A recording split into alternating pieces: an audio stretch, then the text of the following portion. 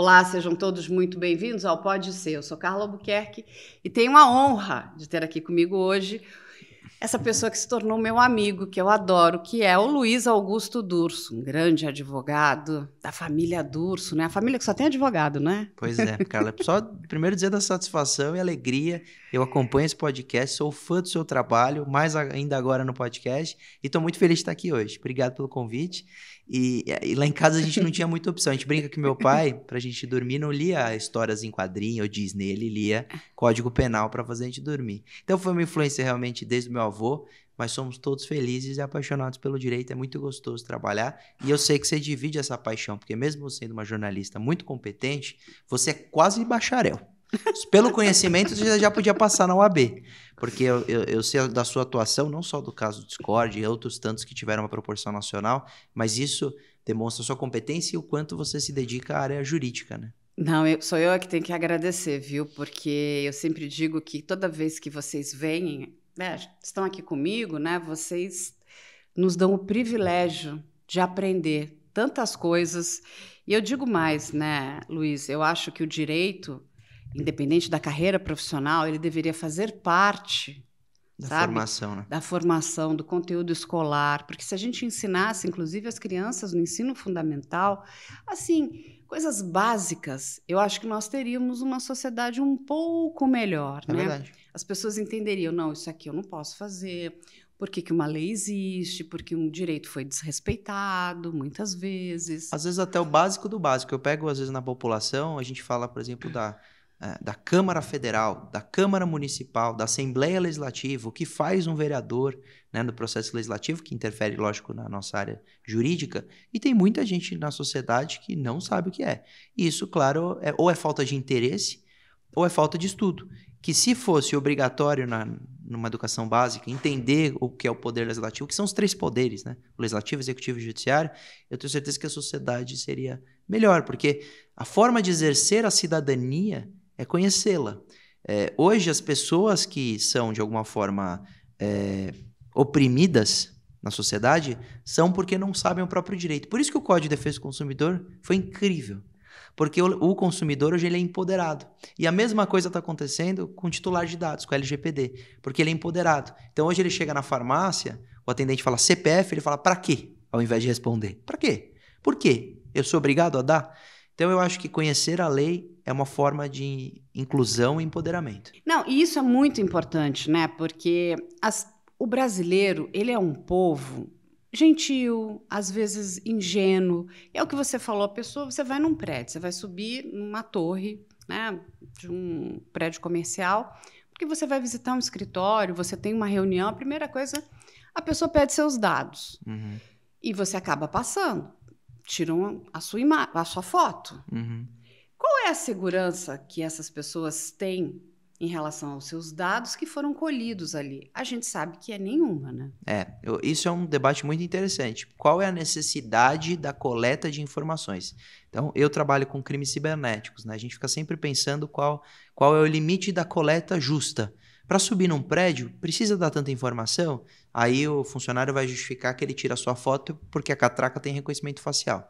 Ok, então a gente está pensando em segurança. Tudo bem, olha a importância da LGPD. Ela não vem impedir que o prédio colete. Ela libera a coleta autorizada dentro do esperado ali. Lógico, não vai te pedir número de cartão de crédito, que não tem razão. Mas uma foto, um CPF, um nome, ok. A questão é que a LGPD vem punir o vazamento. E aí que isso é bom. A lei, ela não criou um empecilho para a sociedade funcionar de maneira segura, mas ela criou responsabilidade para quem trata. Então, se esse prédio coleta suas informações, ele tem que ter a obrigação de não vazá-las. Só que esse é o grande problema. Muitas vezes o computador que fica na portaria coletando essas informações, ele é mega vulnerável.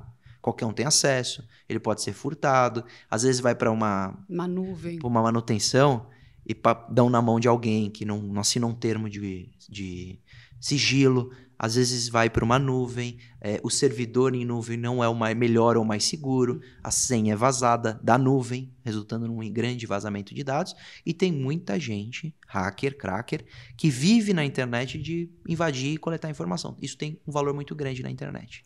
Não, sim, e a gente aqui, antes de começar o programa, estava mostrando para o Luiz a quantidade de senhas vazadas do governo, de todas as áreas do governo. Isso vai virar um programa, viu? E o cabeça vai ser o Luiz que vai explicar o tamanho do problema, porque quando a gente fala nesses vazamentos, e vamos pegar essa questão, né, de senhas do governo, que tem senhas aqui do CadSUS, da ANAC, de agências governamentais, da polícia, do Ministério da Fazenda.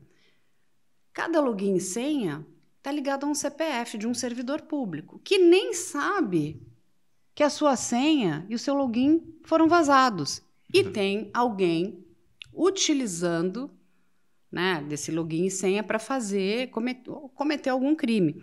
Só que até que isso seja descoberto, olha o tempo e a investigação que isso vai demandar. Porque, num primeiro momento, vai recair sobre aquele CPF, correto? Perfeito. Aí a pessoa ela tem um problema na vida dela. Gigante. Não é? Porque, olha, se você é um servidor público, aquele login e senha são seus. Como é que, enfim, saiu essa informação? Essa informação foi vazada. Foi vazada do seu login, da sua senha. Mas ao mesmo tempo, do outro lado aqui, a gente tem a absoluta certeza que o sistema de segurança não está funcionando. Então, se o sistema de segurança governamental já não funciona direito, quem diria de um prédio comercial? Exato. Com todo o investimento público, o Brasil movimenta e tem um problema. Tem um caso, sim, uma situação que as pessoas que podem estar nos assistindo pensam, o que isso tem a ver comigo, né? Tudo. Eu vou pegar um caso concreto. INSS, Serviço Público de Aposentadoria, né? E nós temos senhas vazadas em que criminosos invadem o serviço e conseguem descobrir todo mundo que recebeu a aposentadoria ou que conseguiu o benefício. Qual o prejuízo para o aposentado? Ele, primeiro, é assediado por inúmeras ligações de empréstimos consignados verdadeiros e assediado por empréstimos consignados falsos. Um monte de cliente meu assinou empréstimo consignado falso, tem alguém se apropriando do valor do empréstimo e ele está pagando na fonte, porque isso é descontado na fonte, o valor de um empréstimo que um criminoso recolheu em nome dele. Ou seja, um vazamento de um servidor público lá na ponta gera um prejuízo muito grande na vida desse aposentado. Por isso que a cobrança de mais segurança no poder público é constante. Quando a gente vai para a esfera judicial, pior ainda. Tem caso que o Supremo foi invadido. Teve o caso que o indivíduo emitiu um mandado de prisão contra o ministro Alexandre de Moraes, assinado por ele mesmo. Isso aconteceu no Supremo Tribunal Federal. Tem notícia. Então, eu palestrei no Supremo, em Brasília, ano passado, exatamente sobre segurança nos tribunais superiores, cibersegurança nos tribunais superiores. Porque nós temos vazamentos e hackeamento de processo em trâmite. Um processo que está tramitando, tem uma condenação, um hacker vai lá, invade e transforma numa absolvição. Imagina que maravilha. Você não precisa mais debater o mérito. Não. Basta mudar uma decisão lá pontualmente. É claro que isso é mais difícil porque a gente está acompanhando, tem advogado, tem Ministério Público e tal, mas isso aconteceu algumas vezes. Então, o poder público deveria ser um dos mais seguros. E a gente no Brasil ainda tem uma falta de cultura para entender que isso é investimento e não gasto, que realmente o poder público vai ter que gastar imposto com isso, vai ter que remeter uma verba para isso, e que no fim quem ganha com tudo isso é a sociedade, que com menos dados vazados, menos crimes cibernéticos ocorrem, principalmente com engenharia social, né? Sim, porque as pessoas são fascinadas pela tecnologia, né? O brasileiro gosta de tecnologia, ele é bastante, né, acessível à entrada de novas tecnologias. Mas quando a gente pensa numa tecnologia, e voltando a essa questão até dos prédios, olha que ótimo, né? Vai facilitar, eu entro, já tenho a minha foto ali. Mas não adianta só eu colocar, eu inserir a tecnologia e não trabalhar a segurança, né, das informações que essa tecnologia vai estar coletando. Perfeito. E a gente sabe que esses valores são altos quando a gente está falando de segurança, né? Porque os investimentos não são baixos. Mas é aquela coisinha do brasileiro que também, não quero investir nisso, é o que você falou, ele entra na linha de gasto e não de investimento. Porque o problema, né, Luiz, é tão grande lá na frente, se você imagina uma pessoa que, né, se vê completamente tendo as suas informações vazadas, sendo usadas de forma ilegal, ela vai procurar o quê? A justiça. Pois é. E aí vai ser uma dor de cabeça para aquela pessoa ali que não cuidou bem das informações dela, correto? Ou ela ou alguém não cuidou bem, né? Exatamente, porque aí gera processo, tem custos altos, a gente está falando de reparação civil, não é isso? Tem um dado, uma pesquisa que nos Estados Unidos de pequenas e microempresas. Estas, quando sofrem um ataque cibernético, 40% vão à falência em até 6 meses.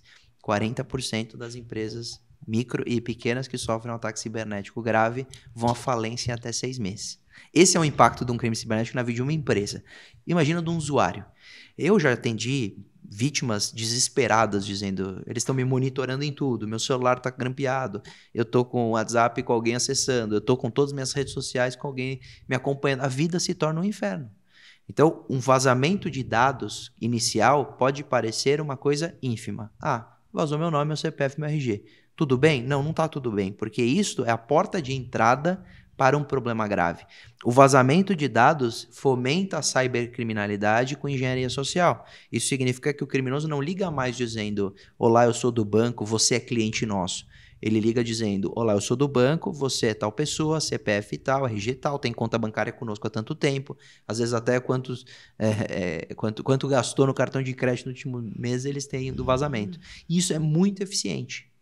E esse problema que era só nome, RG e CPF na internet se tornou um prejuízo fiscal, financeiro gigantesco ou um monitoramento da vida. Porque se a pessoa clica lá num link e instala um aplicativo de controle remoto, né, que a gente chama de golpe da mão fantasma, essa vida se torna realmente algo que ela tem dificuldade em sair desse momento.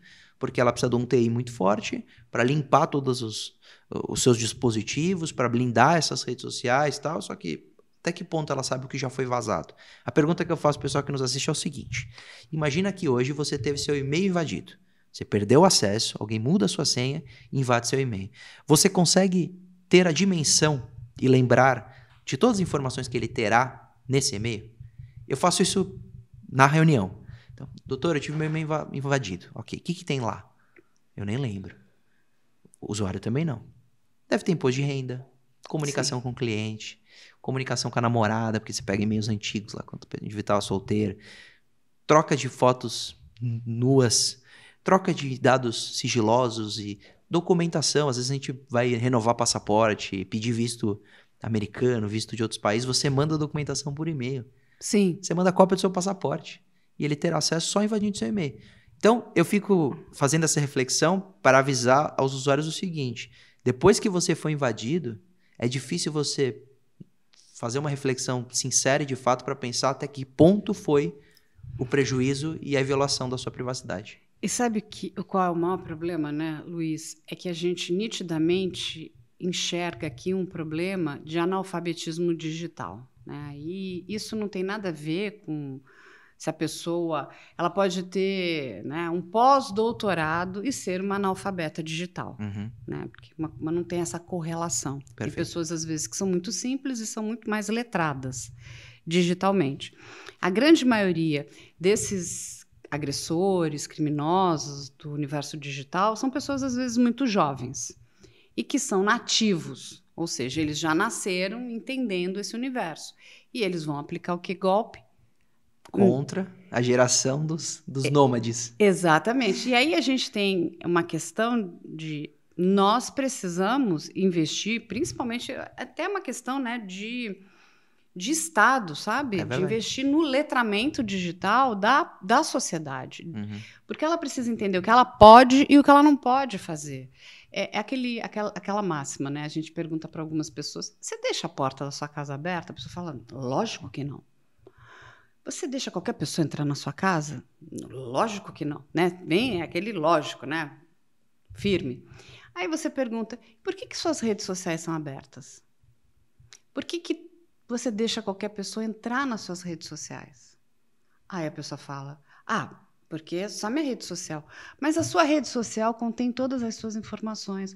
Lá as pessoas costumam colocar fotos da família, aonde elas estão viajando, qual é o restaurante que elas gostam de frequentar, quem são os amigos dela. E aí a pessoa, como ela está muito feliz com aquela tecnologia que ela está, né, e é bacana, está dividindo com outros amigos, mas ela não tem o devido cuidado de quem que ela vai adicionar, E principalmente, quando a gente ainda fala de uma rede privada, ela ainda tem aquele poder de escolher quem entra ou não, porque ela precisa dar o sim ou não. Uhum. Mas quando é uma rede aberta, qualquer um entra. Ou seja, entram os amigos, entram as pessoas que podem gostar ou admirar aquela determinada pessoa, mas entram quem? Os golpistas. Os haters, os golpistas, os criminosos, os sequestradores. Que fazem a festa, não é isso? Eu gosto de dizer para o público o seguinte: você não precisa excluir a rede ou fechar a rede, mas você tem que ter plena convicção do porquê a sua rede é aberta e para quê. Então, por exemplo, eu tenho muitos clientes que me pedem assessoria jurídica e um conselho por trabalhar nessa área sobre a rede social daquele profissional. Ele fala, não, eu uso para trabalho. Então, tá bom. Então, você usa para trabalho e por isso a sua rede social é aberta. Saiba o que será postado e pense 10 vezes em cada post. Porque aquilo pode te gerar uma exposição que pode gerar um risco, ou pior, pode te gerar uma exposição profissional que vai fazer você perder cliente ou emprego. Nós temos um monte de demissões por justa causa por causa de foto bêbado, drogado, em festa de Réveillon, o pessoal se droga e posta nas redes sociais. Então, ou deixa de trabalhar, né, e tá numa festa. Exato. Né? Fala, tô chefe, tô doente, e posta. Acontece, muito. Porque, meu chefe não me segue, mas às vezes o filho do chefe segue, às vezes o parente segue. Ou às vezes tem um colega que não gosta de você, fala, onde ele tá? Eu tô trabalhando, ele tá lá, né? E manda pro RH.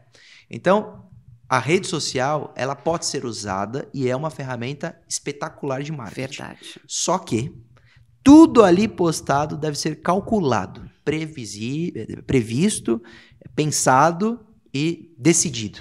Não por impulso. O impulso é o risco. Então, vou postar. Ok. Vou postar alguma coisa pessoal no meu Instagram de trabalho. Ótimo, você gera engajamento. Mas o que, para quê e até que ponto, se eu tivesse o seu maior inimigo ou o maior criminoso vendo aquilo, tem problema? Tem, não tem. Por isso, você conclui em postar ou não postar. É assim que eu levo para minha vida e é assim que eu tento passar para as pessoas. Porque realmente, essa exposição por falta de conhecimento, por uma ingenuidade de, é gostoso postar. É legal mostrar que eu fui à praia. Tudo bem, mas você já parou para pensar que alguém pode pegar essa foto e manipulá-la? Não é só a exposição, mas é usar a sua imagem para criar um conteúdo criminoso, usar a sua imagem para criar um conteúdo pornográfico. Isso é possível. Então, quanto menos você se expõe, mais segurança você tem.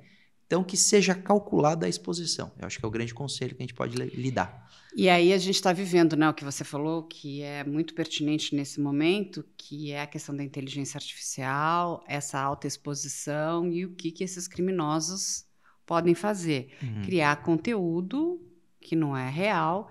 E hoje em dia, infelizmente, é bastante complicado de você, enfim, de um leigo saber se aquela imagem é verdadeira ou não. Eu diria impossível. Porque está muito bem feito. Eu diria impossível.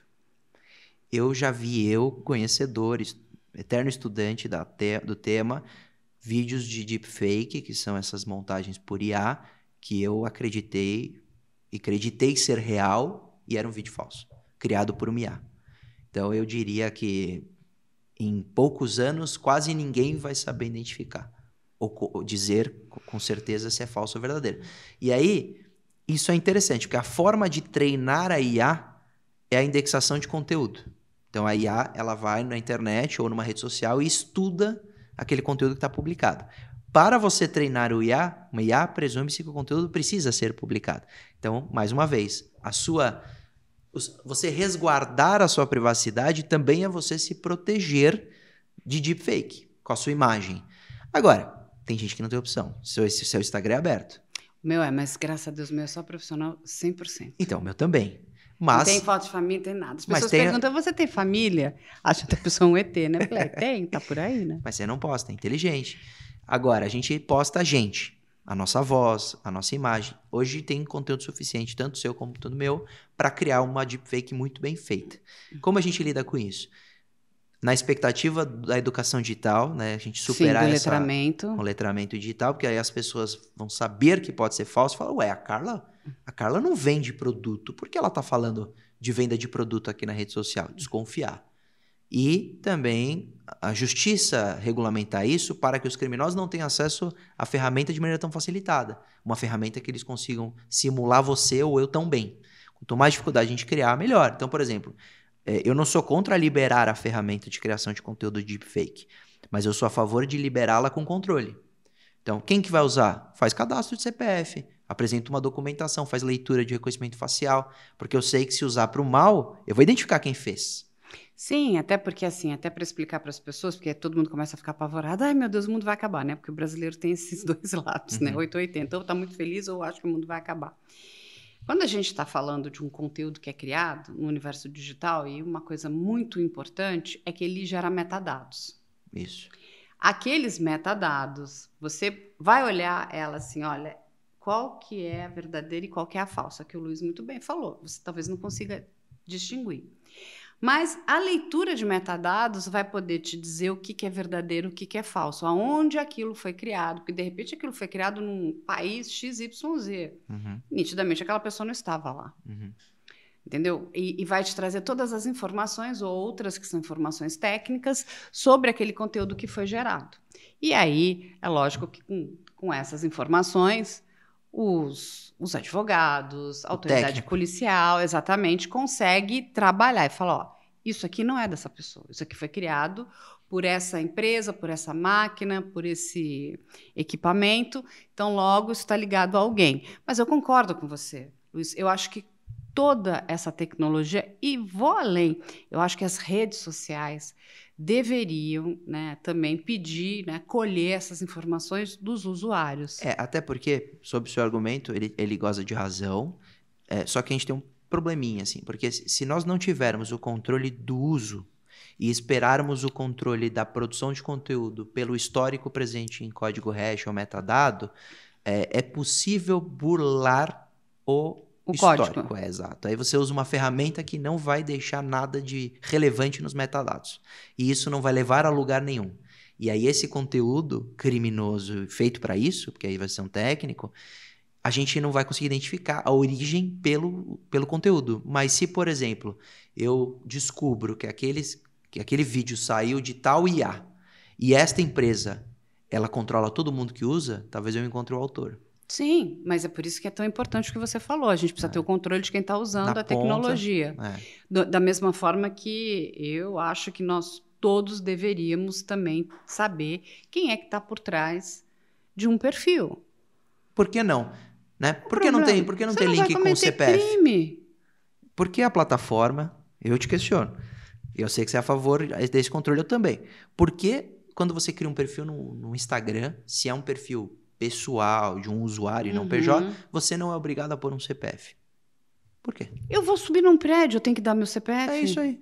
E você não pode nem causar o dano no subir no prédio que você causa numa rede social, hein? Exatamente. No máximo, eu vou ter que apertar todos os botões do elevador. Ou bater na porta e sair correndo. É o máximo de dano que você vai causar. Entendeu? Sei lá, bagunçar o lixo de alguém. Não sei, né? Não, mas pode pôr fogo no prédio. Mas mesmo assim, o dano causado é irrelevante perto de um perfil falso que tenha um viés criminoso. E principalmente porque esse perfil vai atacar alguém, ele vai, enfim...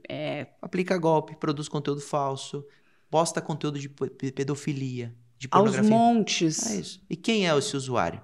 Aí, o pessoal que nos acompanha fala, mas dá para achar. É só quebrar o IP, eles vão dizer, né? É só quebrar o IP. Realmente, esta é a forma técnica de investigação criminal nesta área. Agora, se vocês me perguntarem se ela é super eficiente ou a melhor dos mundos, está muito longe disso. Então, por que você não começar a criar barreiras no uso? E aí não estou falando de regulamentação de rede social. Eu estou dizendo que o acesso livre, sem controle e da maneira que está gerando um ambiente vulnerável, um ambiente preocupante, um ambiente criminoso muitas vezes.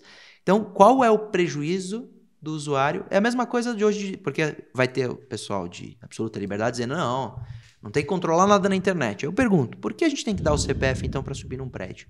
É justo ou injusto a gente dar o CPF para subir num prédio? Eu acho justo. Controle de acesso e segurança. Por que não pode ter numa rede social? Porque lá tem que ter essa premissa de internet é liberdade absoluta. Nem existe essa liberdade absoluta na Constituição. A gente vive... A Constituição é a própria regra. Sim. A Constituição já não é liberdade absoluta. Bem que a Constituição lhe permite ser preso. É interessante, eu vejo um debate na internet, as pessoas falam, não, eu fui censurado. Ela te permite matar. Exato, a Constituição e o Código Penal te permitem matar pelo estado de necessidade em legítima defesa. Perfeito. Então, a lei te permite cometer crime em momentos específicos, até o próprio aborto, para a mãe que houve violência sexual, né, que oriundo de estupro, ou se tem o risco de vida da mãe ou criança anencéfala, você tem a possibilidade do aborto, que é crime. Então, a própria lei, ela cria regras de controle, segurança, etc. Aí, as pessoas não querem que se aplique lei nenhuma à internet. Esse é o grande debate que você sempre defende muito bem, que eu defendo, e que quem se propôs a estudar profundamente e trabalha com isso e vê o lado macabro, escuro da internet, a gente vê como o mínimo de controle é necessário. Não, e assim, as pessoas falam, mas todas as plataformas, todas as plataformas, a gente pode pegar até a plataforma, a mais careta, que é o LinkedIn. Boa. Vamos pegar o LinkedIn? Tem plataforma mais careta que o LinkedIn? Não. Ela é caretésima. Aonde está hoje acontecendo o maior número de golpes de estelionato amoroso é no LinkedIn. Pois é. A pessoa cria um perfil falso de um profissional, ela vai lá e vai deixar aquilo lindo, né? Vai dizer que a pessoa trabalhou na empresa A, B e C. Enfim, aquela pessoa nunca trabalhou em nenhuma daquelas empresas. É dificílimo de você checar, porque você vai ligar e perguntar, deixa eu ver se o Luiz trabalhou nessa empresa. A empresa não dá informação por causa da LGPD. Exatamente. A empresa... Não, outro dia eu precisava confirmar as informações se determinada pessoa realmente tinha feito um doutoramento na USP. Estava checando titulação. Exatamente, que era, enfim, um projeto que a gente está desenvolvendo aí junto com o canal Discovery. Eles pedem, né, dentro da Bíblia, que a gente tem que entregar para eles as informações. Então, a pessoa me passou, mas assim, a gente precisa, inclusive, checar. Claro. Até porque lá na frente, se... né, fica ruim. A gente já viu, infelizmente, algumas pessoas floreando os seus currículos vitais. Exatamente. Não consegui. Eles não me davam as informações. Eu falei, mas eu só quero checar se essa pessoa fez um doutoramento aí. Não dá. Não pode. Agora, se você for com o certificado lá, é bem provável que eles possam afirmar se é verdadeiro ou falso, né? Não, exatamente, mas... Mas ele burocratiza a validação de uma titulação. E aí, a pessoa monta esse perfil super falso no LinkedIn, aí ele vai começar o quê? Ir atrás de mulheres. A grande maioria das vítimas de estelionato amoroso são mulheres com mais de 50 anos. Tem um porquê disso. E eles vão olhar, deixa eu ver essa daqui. Gente, essa daqui trabalhou em grandes empresas, né? E procuram aquela mulher que está, né, trocando de carreira ou de empresa, e começam a puxar a conversa. Luiz, é bizarro o que eles fazem. Aí eles descobrem a vítima, já estão conversando com ela e descobrem que ela tem outras redes, como Instagram, enfim, qualquer uma outra dessas. Vão tentar entender se essa mulher... Eles têm muita preferência por mulher casada. Uhum.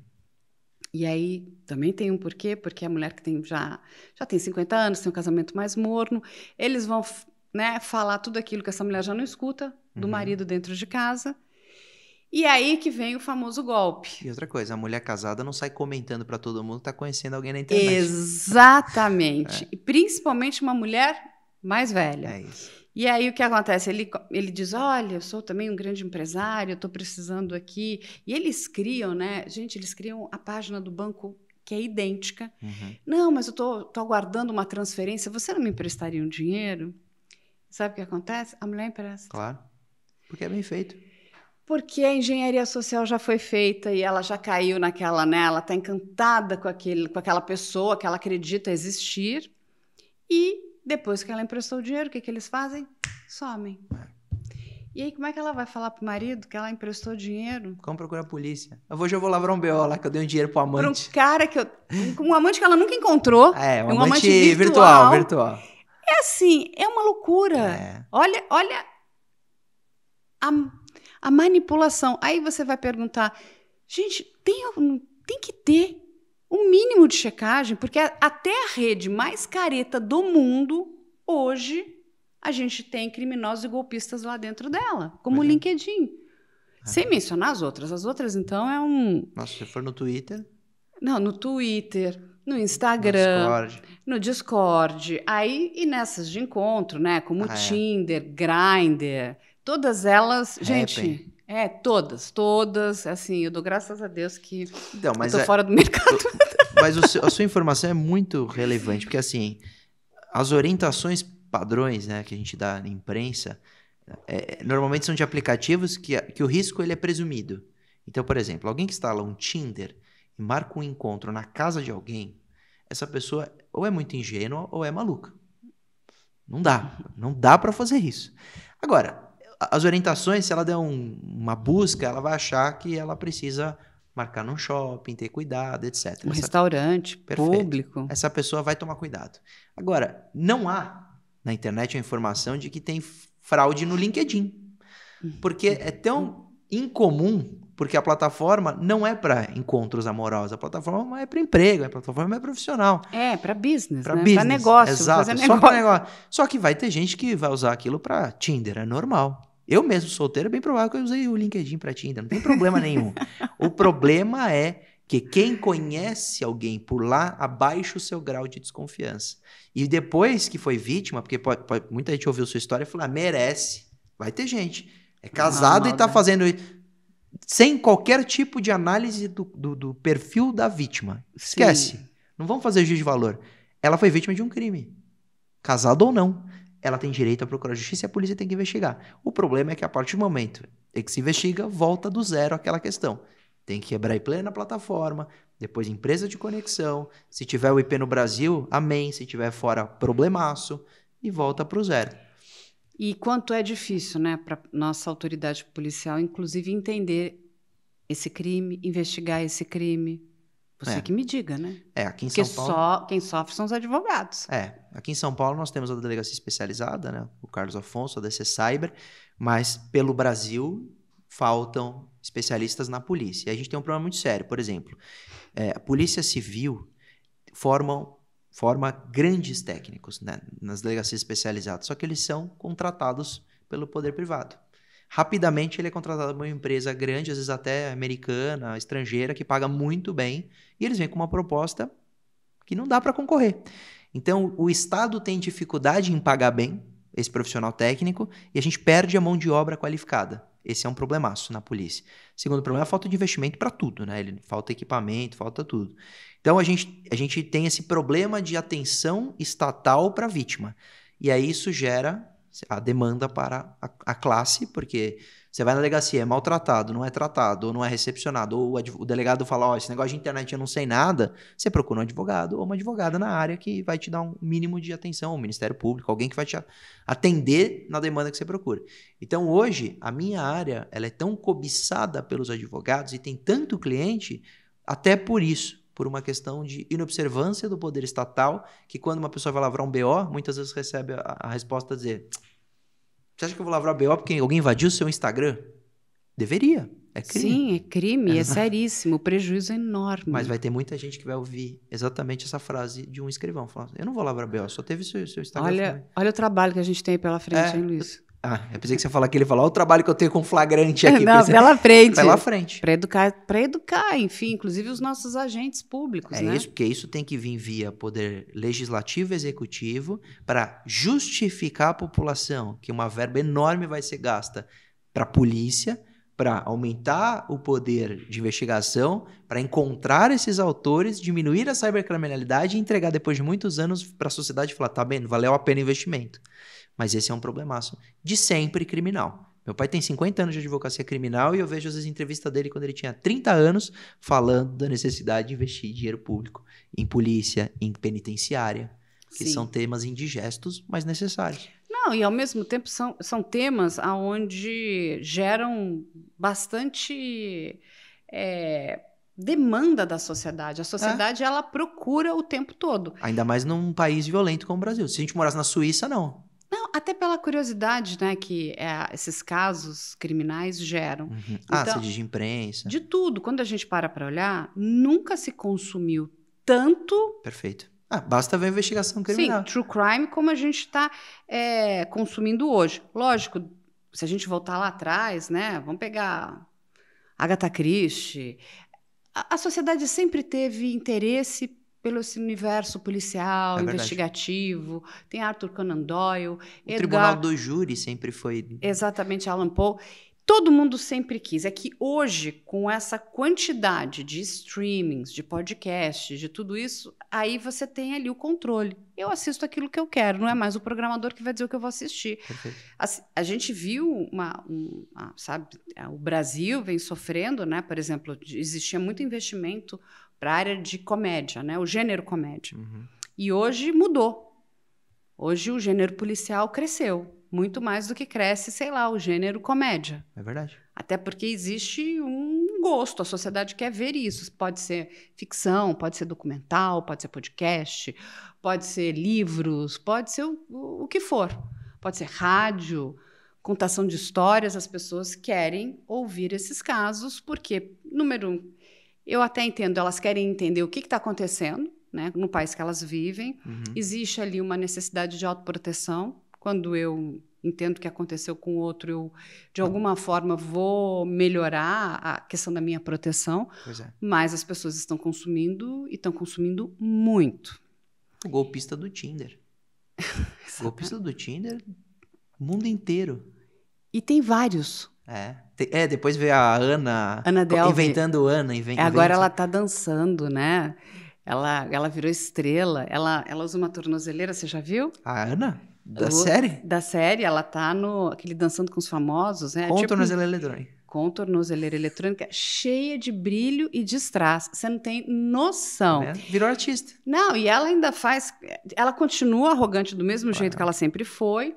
Então, tipo, ela quer ter a melhor roupa... Porque ela é o suprassumo, entende? Entendi. Agora ela virou o suprassumo do crime. Quer dizer, a gente deseja que ela não cometa mais golpes, né? Que ela não... Nós tivemos algo parecido aqui no Brasil, você lembra? O filho do dono da Gol. Ah, sim. O maior estelionatário brasileiro, se dizia, né? Eu conheço, eu conheço. Eu encontrei ele palestrando hoje em dia, é o Marcelo Vips, né? Que ele tem o livro, tem o filme, e ele se tornou também um astro popstar no Brasil. Que ele se passava, né? Pelo filho do dono, ele passou pelo filho do dono da Gol, viajava de graça, depois vendeu moto do exército, se passando como um cara do exército.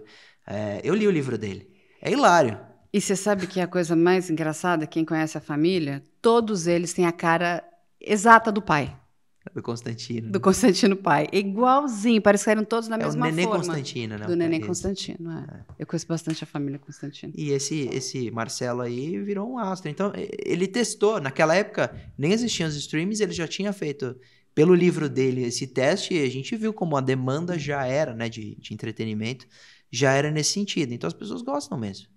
E agora vamos entrar num assunto que todo mundo gosta muito, e o Luiz aqui é fera. Que é essa questão de falar sobre crimes e a área criminal. Então, a gente tem desde livros impressos até séries sendo feitas. E a gente entende que uma série de ficção, ela tem liberdade poética, ela pode até estar inspirada, né, num evento real, mas ela pode criar personagens, ela pode criar falas, ela é uma série de ficção, ela foi ficcionada. Então, ela não tem a necessidade de buscar ali 100% da realidade. A gente até viu agora o caso dos irmãos Menendez. Muitas pessoas ficaram muito chateadas com Ryan Murphy, porque é uma série que ficou muito homoerótica, que aquela não é a realidade.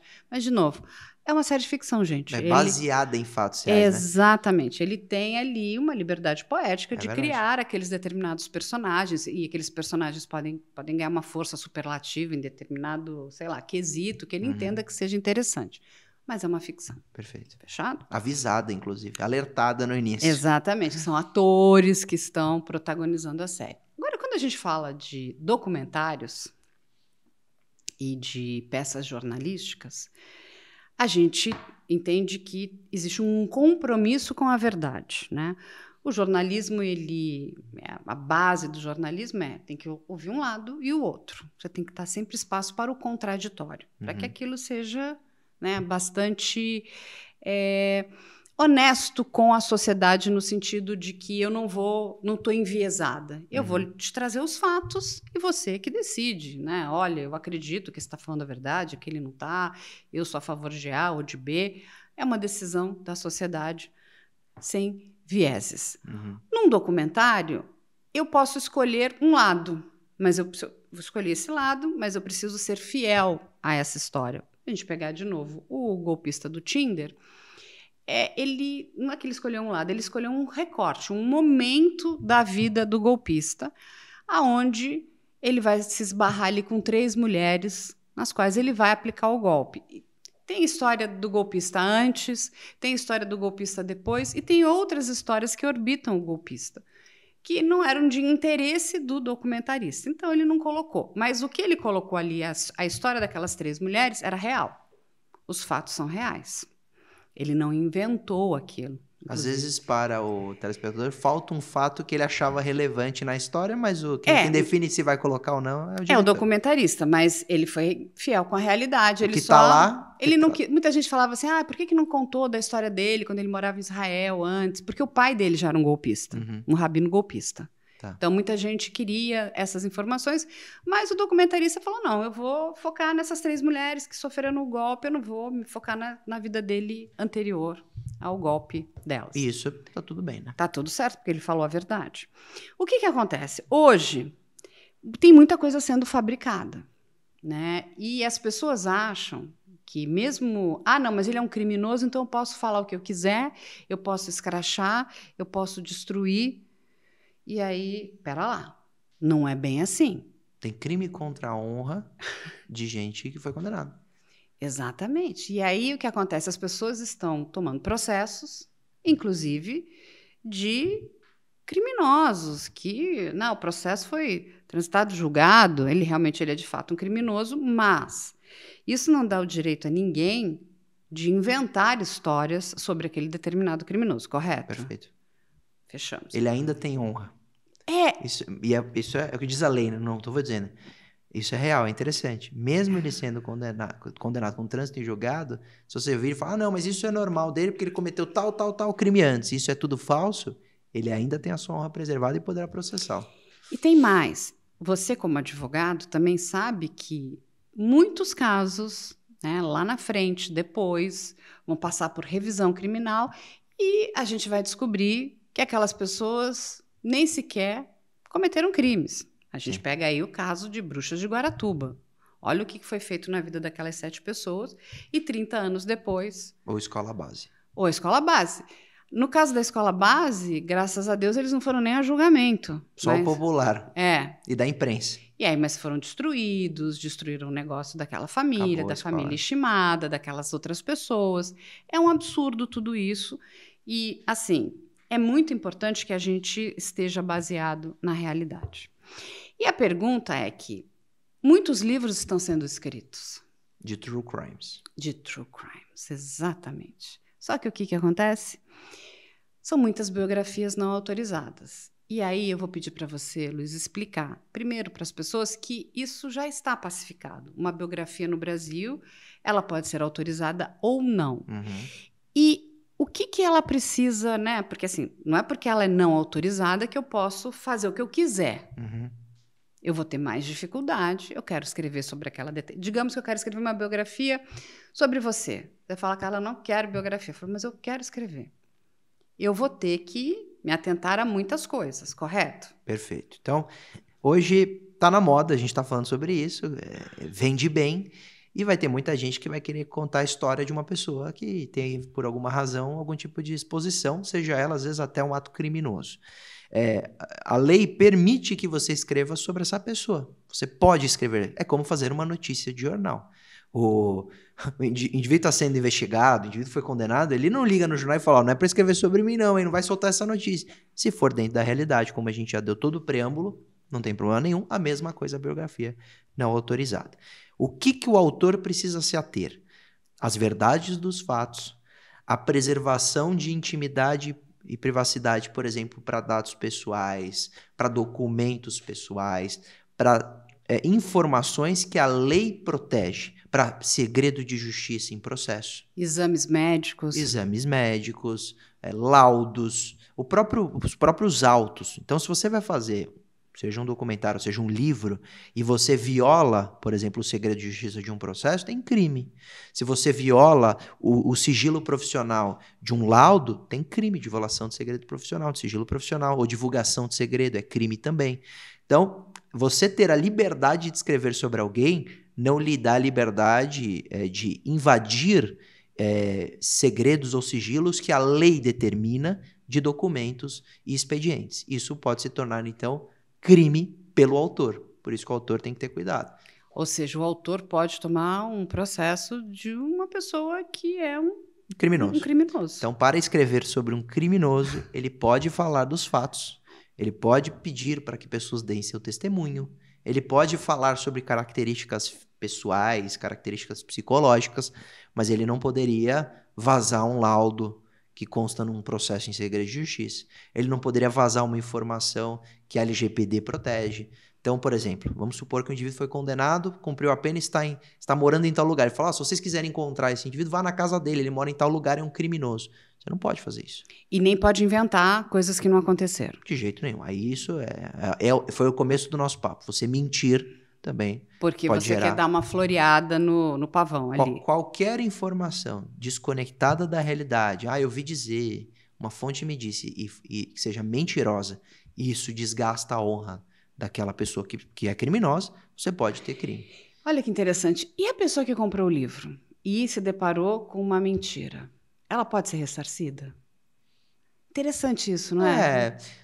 Aí a gente vai para o direito de consumidor. Do Código de Defesa do Consumidor. Porque eu comprei algo acreditando que aquilo fosse verdade. É que aí funciona assim. Para você ter, por exemplo, o ressarcimento da compra de um livro, na expectativa de falar, eu quero devolver porque isso é falso, você teria que já ter todo um procedimento que transitou em julgado que comprovou que aquilo é falso.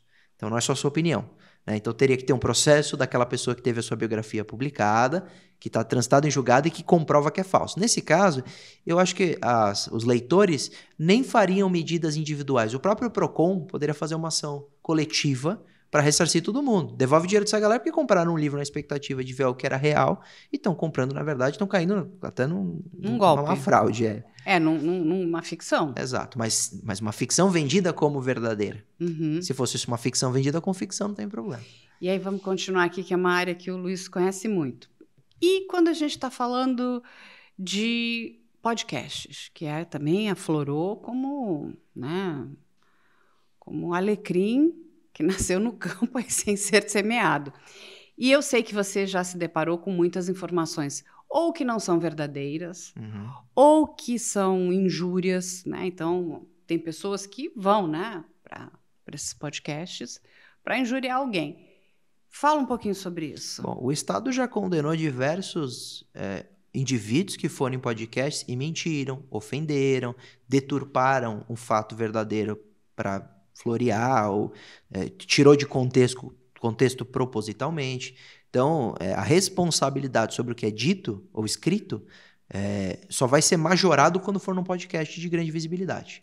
Então, só piora a situação do ofensor, que nós temos indenizações em valores altíssimos, 200 mil, 300 mil reais, nós temos crime pelo que foi dito em podcast. Então, a mesma responsabilidade que o autor deve ter ao escrever um livro, qualquer um deveria ter ao dar uma entrevista. Porque aí também entraria na questão das notícias falsas, da fake news. Então, você imagina, eu vou lá, planto uma história que não é verdadeira, que é uma grande mentira, e isso começa a ser replicado.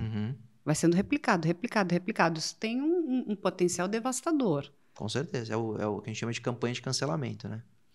Que seria essa divulgação orgânica de um conteúdo que ofende, ou é criminoso, ou é falso, ou é fake.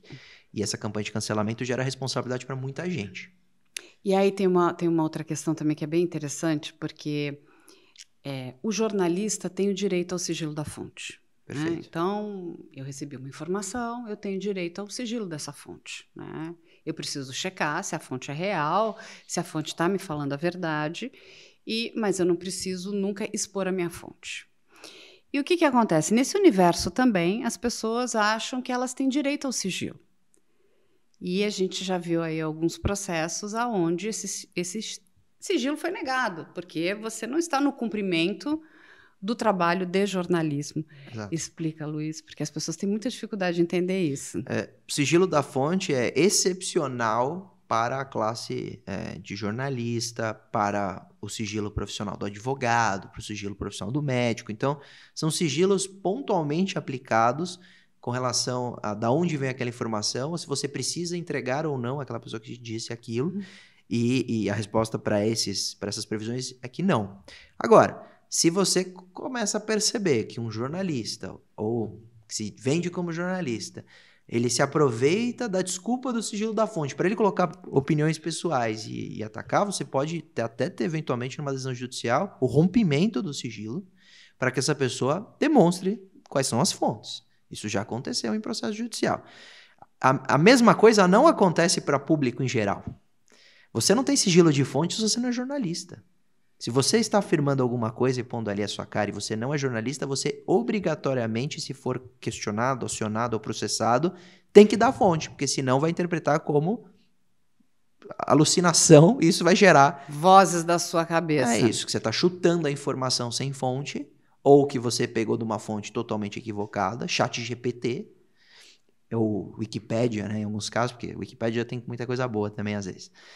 E você pode ser responsabilizado. Então, diferente do sigilo profissional, que é esse sigilo da fonte, o sigilo do advogado, para alguém que quer preservar algum tipo de informação. Você é obrigado a dar. Então, né, quando a gente olha tudo isso, né, Luiz, a quantidade de tecnologia, as pessoas completamente apaixonadas pela tecnologia, e a gente está, né, imerso dentro desse universo das plataformas que trabalham com algoritmos, que é um outro problema. Então, assim, as pessoas vivem nas suas bolhas, e aí, de forma, às vezes, intencional, Claro. né, vamos colocar assim, as pessoas começam a falar coisas para, né, agradar ali a sua rede, né, a sua rede de seguidores, e começam a inventar histórias que não são verdadeiras, começam a criar fatos que não são reais, começam a imputar, né, ações que são mentirosas e começam a prejudicar pessoas. Isso é um problema muito sério que a gente está vivendo dentro desse momento também. E que, para mim, um problema ainda mais sério ainda é porque algumas pessoas sabem como funciona o algoritmo. Então, usam isso de forma intencional, única e exclusivamente, para melhorar seu engajamento. Estou errada? Não, tá certa. Sabe o que eu vejo que é o grande problema disso? Você puxou também sobre transparência algorítmica. E eu defendo, né? Acho que as plataformas têm que abrir isso até para a gente ter a justiça de entrega entre todo mundo, né? Para não gerar qualquer tipo de manipulação de entrega. Isso você fere a democracia, fere o Estado Democrático de Direito, porque aí você pega um agente, outro agente, e faz esse ser muito mais popular, e o outro que você não gosta do que ele fala, você simplesmente reduz o alcance e está praticamente o calando. Isso é injusto. Então eu defendo a transparência algorítmica. Mas eu vou falar sobre as pessoas que estão simplesmente usando das bolhas, dos algoritmos. O que eu enxergo é o seguinte: hoje ainda está assim porque a maioria não é punida. Essa é a minha interpretação. Então me parece ainda uma expectativa muito grande de impunidade, e aí a pessoa fala, claro que eu posso falar, eu vou publicar, vale a pena, ninguém vai me pegar, ninguém vai me encontrar, eu tenho um perfil falso e tal. E a maioria dos criminosos que usam dessas bolhas, usam do algoritmo para causar, para cometer crime, etc., eles não são punidos, por enquanto. E isso está gerando quase que um fomento da cibercriminalidade nesse sentido. Quando a gente começar a ver punições severas para todos esses usuários, ou para grande parte, ele vai ter mais receio de fazer. Porque o que eu vejo é que estudando, né, e trabalhando com penal, o criminoso, ele não abre o Código Penal de cometer um crime, fala artigo 138. A pena é tanto, acho que vale a pena hoje cometer. Não faz isso. Agora, se ele vê o vizinho sendo preso, o amigo que estava fazendo isso sendo preso e tal, a punição, a certeza da punição gera controle, gera limite, gera bloqueios. Agora, a pena não. Só a pena não. Porque se ele fala, que adianta a pena se nunca vão me achar? De que adianta a pena se ninguém é preso? Né? Então, eu vejo que a internet está sendo assim nas redes sociais, sobre esse discurso de cancelamento, sobre essa irresponsabilidade na disseminação de conteúdo e de qualquer tipo de análise comportamental e etc., porque as pessoas não estão sendo responsabilizadas por enquanto. Uma ou outra ação. Mas você acredita que a gente vai caminhar? Você que tem acompanhado bastante o legislativo e essas mudanças, a gente vai conseguir caminhar? Eu acho que as coisas melhoram com o tempo. Porque as pessoas estão percebendo que não dá para ser assim. Mesmo tendo um discurso muito forte que fez com que o PL das fake news não tramitasse dizendo não, liberdade de expressão, etc., ainda há a maioria da população que pode ter criticado o PL das fake news como lei, mas como conceito de termos uma lei que traga responsabilidade, transparência algorítmica e etc., isso é abraçado pela população. O que a população tem medo é que isso interfira no conteúdo, que interfira na liberdade de expressão. E tá certo o medo da população, a gente não pode ter uma lei que interfira em conteúdo e liberdade de expressão. Só que para termos alguma lei que não faça esse tipo de censura, a gente precisa debater uma lei nesse sentido para chegar numa lei ideal. Mas alguma lei eu acho que a sociedade espera. E o quanto a gente está debatendo? Hoje pouco. Quase nada. Quase nada, porque hoje a narrativa política taxou demais esse debate. Eu fui debatedor, eu fui a Brasília para falar do PL das fake news, critiquei muitos artigos, mas elogiei muitos. A transparência algorítmica era um deles, algorítmica. E hoje o debate foi proibido, porque qualquer um que fala PL das fake news, a interpretação da sociedade que está totalmente errada esta pessoa é a favor da censura. E está totalmente errado. Mas ainda é. Porque nós estamos falando de crimes gravíssimos, né? Estamos falando de crimes gravíssimos, do combate a esses crimes, mas de uma lei que regulamenta a responsabilidade de plataforma e não conteúdo. Só que quem fez o maior lobby nisso, quem mais manipulou esse debate foram as próprias plataformas, que não querem que a gente fale sobre isso. Porque quanto menos esse debate existir, mais liberdade elas têm. Então, mas você que é uma pessoa que acompanhou tanto, e quando a gente acaba entendendo que na Europa isso avançou muito bem, e a lei lá é muito mais rígida, né, com vamos dizer, né, a estrutura dela, do que a nossa que estava sendo planejada aqui no Brasil. Perfeito. E está pacificado. Tá. E eles tiveram que falar, ok, a gente tem que se adequar. É isso. E eles são modelo. Quem não entende porque tem esse debate às vezes, por que a nossa lei parece da Europa e não parece com a lei americana ou a lei chinesa? A gente fala por uma simples razão. Quem produz Big Tech é os Estados Unidos, são os Estados Unidos e é a China. Nós somos igualzinho à Europa, nós somos povo que dá dado, que concede informação. A gente não produz Big Tech, a gente não tem Big Tech. Isso é uma ilusão achar que se a gente criar leis, de uma hora para outra a cultura muda e as pessoas aqui se tornam empreendedoras no mundo digital. Não, a gente tem excelentes inovações nessa área, mas as Big Techs líderes de mercado são dos Estados Unidos ou da China. O TikTok é líder de mercado, por exemplo, é da China. Então, esses lugares dependem de regulamentações específicas para essa inovação que eles produzem. Já no nosso caso, nós seremos mais rigorosos porque essas Big Techs só vêm para cá para tirar o máximo possível da gente, para viciar os nossos jovens, para tirar dados, para vender informação, que é o que eles fazem exatamente com os europeus. Então, a gente olhou para a Europa e falou, puxa, a gente é igualzinho. Vamos fazer igual, bem que a GDPR, que é a General Data Protection Regulation, que é a lei europeia de dados, é a inspiração da nossa LGPD. E o PL das fake news tinha inspiração na lei de dados da Europa, de responsabilidade da plataforma da Europa. E a mesma coisa de inteligência artificial. A nossa IA é muito parecida com a IA Act. Então, isso está certo. A Europa tem que ser modelo. Por isso que eu acho que a longo prazo... a gente vai caminhar. Isso, como a Europa. A Europa demorou também. Inclusive para proteger a sociedade, né? Porque é só para proteger. É o que você falou. Nós entregamos o que nós temos de mais valioso, os nossos dados. E o que a gente recebe em troca? Nada.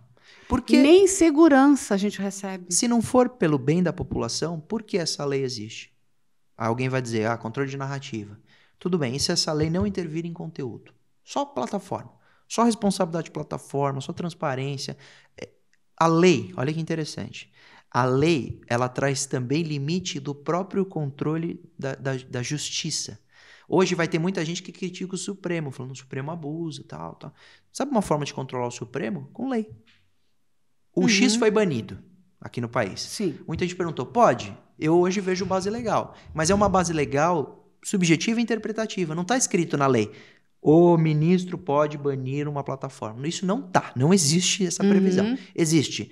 Para que se tenha o cumprimento de uma decisão judicial, poderá se aplicar medidas coercitivas que vão se agravando a ponto de suspensão de uma plataforma, suspensão de sua atividade. Tem, tanto no Código Civil como no Marco Civil da Internet. Então, quando você interpreta essas normas, você chega à conclusão que é possível banir uma plataforma. Mas não está previsto em lei expressamente quando pode e quando não pode. Isso não há. Se nós tivéssemos uma plataforma será banida quando? 2 pontinhos, todas as hipóteses. Uma plataforma nunca será banida em nosso país, ou uma plataforma será banida, nunca será banida ou será banida. Essa previsão não existe. Não existe, e se existisse, ela limita o judiciário. Então, se você está insatisfeito com o Supremo, uma lei poderia ser bom. E todo mundo acha que talvez o PL das fake news poderia ajudar, por exemplo, o governo, o Supremo, controlar todo mundo que vai falar. Isso é uma mentira. A lei pode ter os problemas que devem ser aparados antes da entrada em vigor, mas a lei que virá, que é o que se espera, não deve ter problema de conteúdo. Se ela tiver alguma obrigação de plataforma, é só para conteúdo criminoso, que não tem dúvida, né? Que não é subjetivo. Então, tá vazando lá um nude de uma criança. Não tem como você falar... Um estupro virtual. Ou um estupro virtual. Isso é inegável. Indução à automutilação. Ao suicídio, automutilação. Isso não tem como interpretar. Agora, o indivíduo falando, porque eu acho que o céu é azul ou verde. Tudo bem. Vão falar é fake news. Não é a opinião dele, deixa. É subjetivo. É daltônico. Mas é subjetivo. Opinião, não deve existir crime de opinião. Para não existir crime de opinião, não interfira em opinião. Agora, tem crime de preconceito, racismo, homofobia, crimes contra a honra. Aí, quando tiver nessa seara, acabou. Vai ser excluído. Agora, opinião, deixa, porque o difícil, o problema hoje, que está misturando-se, é a responsabilidade da plataforma com a gente tentar regulamentar o que é fake news. E é difícil. Não dá. Eu demorei muito tempo para chegar à conclusão que eu acho que a gente não vai conseguir. Você acha que a gente nunca vai conseguir? Fake news, não. Porque fake news é muito subjetivo. Eu posso pegar uma verdade, uma pós-verdade e manipular só um pouco a visão dessa verdade. E aí é difícil a gente falar se essa pessoa pode ou não falar sobre isso. Porque a liberdade de expressão diz que pode. Então, eu acho que fake news vai ser algo que a gente nunca vai superar em questão de regulamentação. Agora, a responsabilidade da plataforma, só para a pessoa entender quando eu estou falando de responsabilidade de plataforma. Hoje, se um usuário vai numa plataforma, numa rede social, publica um conteúdo criminoso, alguém matando um adolescente, você vai lá no canal de denúncia, denuncia e fala, isso aqui é criminoso, tem que tirar. E a plataforma não tira. Você não consegue processar a plataforma de jeito nenhum. A lei diz que a plataforma só tem responsabilidade se ela descumprir uma decisão judicial antecedente. Se não tiver decisão judicial, não tem responsabilidade. Então, quando a gente está falando de responsabilidade, a gente está falando de, às vezes, termos hipóteses que, se a plataforma for omissa para crime descarado, inegável, ela tem que ser responsabilizada. É isso que a gente está falando. Que não tem nada a ver com o indivíduo falar se ele gosta ou não de urna eletrônica.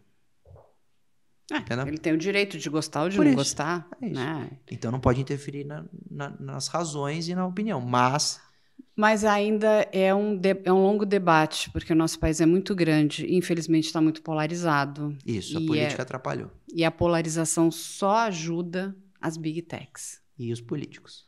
Exatamente, que não tem menor interesse. Não, porque se você pegar hoje tanto, vou usar para ser muito democrático, falar de esquerda, centro e direita. Qualquer um dos lados. Se aproveitam da viralização de conteúdo falso. Sim. Durante a campanha é o que mais tem em Telegram, por exemplo. Então eles não querem mesmo a regulamentação porque pode atingir a campanha própria. Então a política não quer também regulamentar porque é ruim. Eles perdem massa de manobra. É verdade. De lado nenhum. Todos os lados. Se você falar, não, mas isso é coisa de gente de tal lado. É mentira. Todos os lados se aproveitam. Política no país é feita assim, muitas vezes. E a gente encontra, né, crimes de ódio também, porque toda vez que você fala crime de ódio, parece que está sempre ligado a uma questão política. Perfeito. A gente vai encontrar gente de todos os lados também. Isso. Não existe, não, tá aqui com esse ou tá aqui com esse. Não, tá com esse, tá com esse, tá com esse. Tem xenofobia, não tem nada a ver com política. Uhum. Você pega xenofobia na internet, você pega etarismo. Porque o velho tá... É crime. Exatamente. Meu querido amigo, a gente chega para um momento filosófico do programa. Peraí, vamos ver. Me pegaram de surpresa, hein? Não é, menino? Agora bate-bola? Jogo rápido? É isso aí, ó. Quer ver? Tem 5 Tem 5 cards aqui para você fazer a sua escolha. Eu vou ter que responder um só? Se você quiser responder mais que um, depois você pode olhar, você pode responder tudo. Eu quero responder os 5, Então posso? responde, pode, lógico. Então vamos sortear. Você pode tudo. Eu que leio a pergunta ou você? Você que lê. Pelo que você aceitaria perder o seu réu primário para fazer justiça contra uma injustiça? Aí eu perderia meu réu primário. Então, se eu ver que alguma coisa é muito injusta contra alguém e tal, mesmo que isso fosse inadmissível, eu acho que eu perderia meu réu primário. Boa resposta. Vamos ver aí essa. É ético sacrificar os direitos individuais em nome da segurança coletiva? É ético sacrificar os direitos individuais em nome da segurança coletiva? Então, nós temos, né? Tem uma diferença entre igualdade e equidade. E equidade é tratar os desiguais de formas desiguais para fazer uma justiça. Então, em tese, não sacrificar os direitos individuais, mas a gente já faz hoje a compensação de direitos coletivos sobrepondo direitos individuais. Então, em tese, muito bom. Eu vou criar um baralho de investigação criminal. É possível conceber uma sociedade completamente não violenta? Eu tenho uma resposta muito boa para essa. Então dê. Crer numa internet 100% segura é como crer na paz mundial. Não. Então, a resposta é não. Eu tenho certeza que não, porque eu acho que a violência é inerente da característica humana. É como o animal. Né? Você vê um cachorro sendo violento, um urso sendo violento. Então, eu não acho que a gente consiga não existir violência na sociedade. Esse é bom, esse meu pai adora responder. Existe crime perfeito? Eu acho que existe crime impune, mas não existe crime perfeito, porque a impunidade não significa a perfeição. A impunidade não significa que esse indivíduo não vai se culpar pro resto da vida, que não vai desenvolver algum tipo de depressão, algum tipo de culpa. Então, existe crime impune. O indivíduo comete o crime e não é pego pela justiça. Mas aí tem duas questões. Eu não sei da justiça divina, que ele pode ser punido, Sim. e a justiça própria, interna, né? Esse indivíduo que comete um crime que é impune, talvez ele se culpe pro resto da vida, talvez ele não viva bem. Talvez ele vá também sofrer consequências diante disso, que ele nem faz o link, mas sofreu por causa disso. É que nem quando eu tive pedra no rim. Eu sofri as consequências de não tomar água.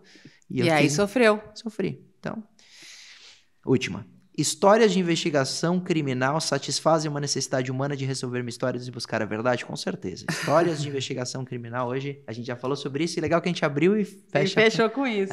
Hoje, elas são um desejo, acho que tá até dentro da gente, né? É muito gostoso a gente acompanhar essas histórias. Todo mundo é um pouco investigador, né? Eu acho que tem isso, curiosidade, um pouco de... Quero ajudar.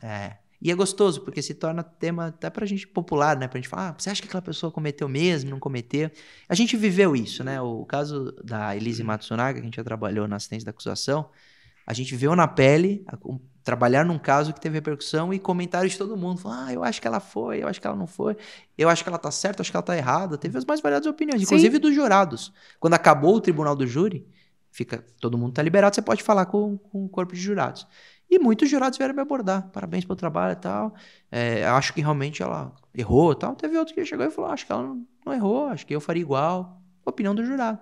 Então, essa curiosidade é muito legal. A gente está vivendo isso agora nos Estados Unidos, no caso dos irmãos Menendez, que são, né, eles são réus confessos, eles de fato confessaram o crime, né, mataram pai e mãe.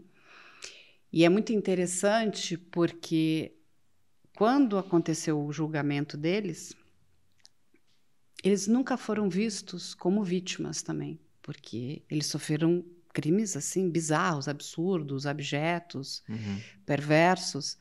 E ali naquele momento a promotoria só entendia os pais como vítimas e não os filhos. E hoje eu entendo que esse erro está sendo corrigido, né? Quando a própria promotoria hoje está pedindo a revisão ou a comutação da pena, ou talvez um novo julgamento. O juiz já se colocou como favorável. Agora, dia 11, aí, a gente vai ter a decisão final, que é do governador do estado da Califórnia. Se eles, enfim, podem até sair pela porta da frente, passar para o manslaughter, que seria o nosso homicídio culposo, não é bem homicídio culposo, mas é o que equivaleria, e eles já teriam cumprido a pena, eles de fato mataram os pais, mas também são vítimas de um crime bastante cruel, que foram anos de tortura, explicar pelo menos a personalidade. E aí você entende? Olha que caso difícil, né? Sabe como eu encerraria uma frase minha, assim, para o pessoal, que é uma reflexão? Acho que a sociedade tem que ser mais advogado e menos juízes.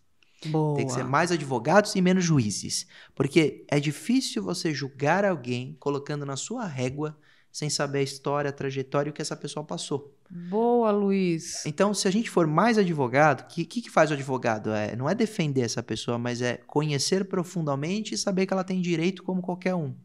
Então, acho que todo mundo tinha que ser um pouco mais advogado mesmo, porque é muito fácil apontar o dedo e falar, eu não faria, ou é absurdo o que essa pessoa fez. Primeiro que você não sabe se é verdade. Segundo que você não sabe por quê. Não, e tem uma questão naquele caso, inclusive, do próprio silenciamento masculino, né? Que meninos sendo abusados, então, assim, não pode falar. Então. É como se homens não sofressem Perfeito. esse tipo de violência. E, assim, as mulheres ganharam um espaço que é muito importante hoje, né? Podem falar da violência que elas sofrem, mas os homens ainda não. E como se aquilo fosse interferir na masculinidade daqueles homens. É muito triste você olhar para aquilo e falar... Como é que a gente não enxerga aquelas pessoas como vítimas?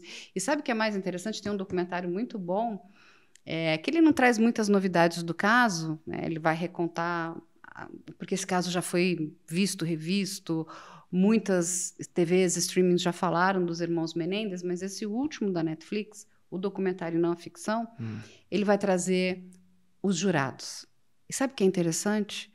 Que naquele corpo de jurados, a jurada estava explicando, porque os jurados precisam debater, né? Aqui no Brasil é diferente, eles não se falam, né? Mas eles votam em individual. E lá eles precisam entrar num consenso, senão tem que anular o júri. Perfeito. E a mulher explica o seguinte, que todas as mulheres votavam, né, pelo homicídio culposo e não pelo doloso. Já os homens, pelo doloso. Porque a dificuldade de enxergar um homem como vítima de um crime sexual contra a dignidade sexual. Nós tivemos isso está retratado na lei no país. O estupro no Brasil não era estuprar alguém, era contra a mulher. Não existia estupro de homem no país até 2009. Então, por anos, o Código Penal permaneceu como estuprar mulher. E aí, depois de 2009, mudaram o Código Penal para alguém. Mas até 2009, o homem não podia ser vítima de estupro. Talvez porque, não existia menos, mas podia acontecer. Mas você imagina uma vítima que passa por aquele horror, que é um horror. Imagina. Não, basta ver nos cárceres. Tem muito estupro em presídio. Poderia acontecer naquela época já em presídio, por exemplo. Não é muito comum na sociedade alguém... Naquela época, um homem ser estuprado. Tudo bem, mas em presídios. E a quantidade, né, de meninos que são estuprados dentro de casa infelizmente, pelos parentes. Ou pode ser um pai, um avô, um tio, um irmão, um primo. Foi o que aconteceu com os irmãos, né? E tudo isso foi negligenciado. Eles foram condenados sem direito, né, a prisão perpétua, sem direito a ter algum tipo de condicionamento ou condicional. E agora... Né, que eu acho isso muito digno, né? Homens, todos os homens ali, promotor, o juiz e o próprio governador vão decidir. Já temos aí dois lados bastante favoráveis, né, que é o promotor e o outro é o juiz. E esse promotor é um promotor bastante... Ele trabalha, né, essa justiça restaurativa. É bem interessante as coisas que ele conta, o que ele fala. Não adianta só punir, a gente precisa prevenir. Eu acho, por exemplo, a gente está falando tudo isso, claro que eu acho inadmissível alguém matar os pais. Sim, mas conheça a pessoa e entenda as razões, né? De novo... Talvez não justifique, mas entenda as razões. O que né, levou... você não entender, e o menino ainda fala, né? Era meio que matar ou morrer, né? Era quase A pergunta é essa, a pessoa fala, nossa, matou o próprio pai, mas se seu pai abusasse de você, você poderia matá-lo, talvez. Até por legítima defesa. Porque você não sabe mais o que fazer. Então... As pessoas precisam ter cautela antes de julgar. Quando você aponta um dedo para alguém... Exatamente. Essa é a regra geral e as pessoas precisam lembrar disso, porque é muito fácil na internet isso acontecer. Você vai lá no Instagram e comenta e ofende gratuitamente e julga as pessoas. No fim, todo mundo vai ser julgado, né? Sim. Luiz, muito obrigada. Muito obrigada pela generosidade, como sempre, de dividir tanto conhecimento e tanta informação. É tão bom, né, ter vocês, né? A família Durso mora aqui no nosso coração. Nós somos parceiros, Investigação Criminal mora no nosso coração também. A gente agradece todos os convites e foi um papo muito legal mesmo. Espero que o pessoal que acompanha tenha gostado. Vai gostar, e eu fico sim. sempre à disposição. Obrigado pelo espaço da gente poder ter esse papo tão gostoso. É isso, gente. Hoje a gente conversou com o Luiz Augusto Durso e a gente espera vocês na próxima semana com mais um Pode IC.